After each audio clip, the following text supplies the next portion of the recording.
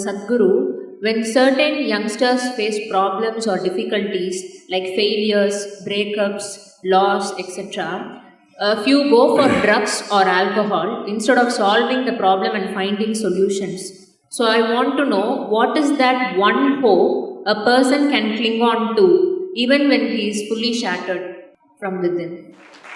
Oh, so many broken hearts here who are clapping their hands.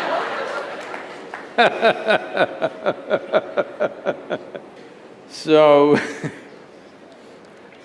when he is fully shattered, what can he do? The question is, do you want to allow yourself to be fully shattered? That's a question. And many things that don't work out in your early life, you will see later on, it is a great blessing. There are many ways to look at this. Let me tell you this. This happened in 1941. This is just when the Nazi movement was building up in Germany and in some parts of Europe. So one day in Austria, a bunch of German soldiers came, broke into the homes, the Jewish family, a rich family, they broke the home and took away the adults, everything was robbed. And these two children, a 12-year-old girl and an 8-year-old boy were taken away. They were taken to a railway station. This is the month of November end, December kind of time, when it's becoming very cold. So they were kept in the railway station for 3 days because the trains did not come. Boys, little boys being boys, they started playing football. So they were playing football and then suddenly the train came. The train is not a passenger train, it's a cargo train, the goods train. So when the train came, the soldiers came and rushed everybody into the wagons which are there.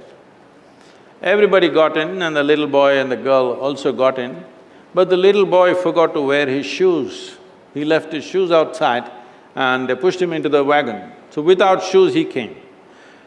His sister, a 12-year-old girl, saw her kid brother coming without shoes and she got mad with him. She held him by the ear, boxed his ears, scolded him nicely, slapped him. Say, "You idiot, already we are in enough trouble, now you come without shoes." Because in Germany in winter, no shoes means you may lose your feet. So she's angry about that. In the next station, the boys and girls were separated.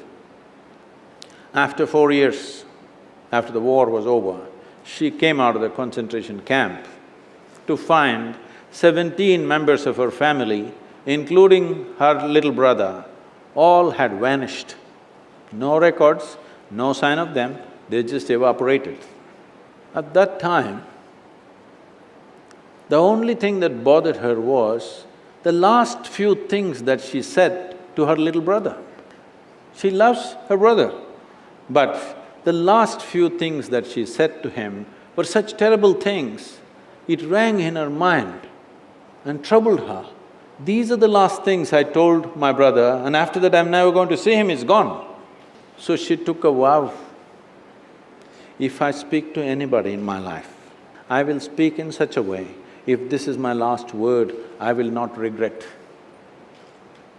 This one thing transformed her life in such a way.